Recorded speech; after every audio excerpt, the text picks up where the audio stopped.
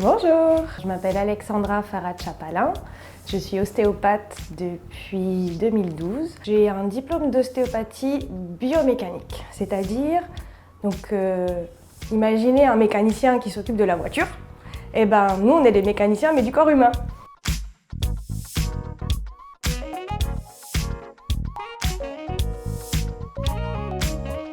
On soigne de la naissance à la personne âgée. Donc on peut soigner un bébé qui sort de l'hôpital, où l'accouchement s'est mal passé, un bébé qui a la tête déformée à la naissance, ou un bébé qui a le torticolis du nourrisson, comme on peut soigner quelqu'un qui travaille toute la journée derrière un ordinateur, qui a des mauvaises positions et qui a des troubles musculo-squelettiques. Là, voilà, on va aller manipuler ce genre de personnes-là, ou des sportifs, du judoka au footballeur, au rugbyman.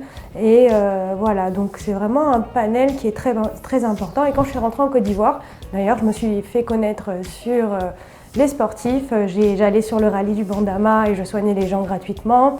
Alors, qu'est-ce qui se passe? Expliquez-moi. Ça fait longtemps qu'on ne s'est pas vu en plus. Dites-moi, qu'est-ce qui vous est arrivé? Il faut aimer le contact des gens.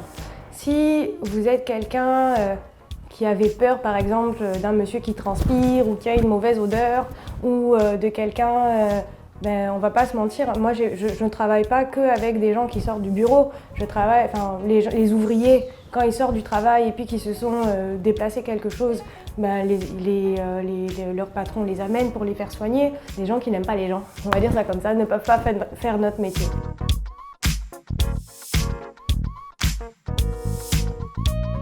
Allez, on inspire et on souffle.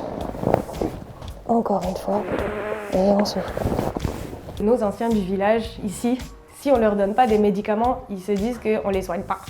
Donc quand j'ai par exemple des Ivoiriens qui ont vécu en Europe et puis qui sont ouverts un peu d'esprit, qui se sont renseignés un peu sur internet, sur l'ostéopathie, et puis qui m'amènent la grand-mère du village, et quand je commence à la soigner, elle ne comprend pas pourquoi à la fin de la séance je ne lui donne pas de médicaments. Mais malheureusement, voilà, c'est des techniques qui sont complètement différentes. Et c'est vrai qu'en Afrique, ça commence, franchement, on ne va pas se mentir, il y a beaucoup d'Ivoiriens qui commencent à être ouverts à ça et qui viennent se faire soigner.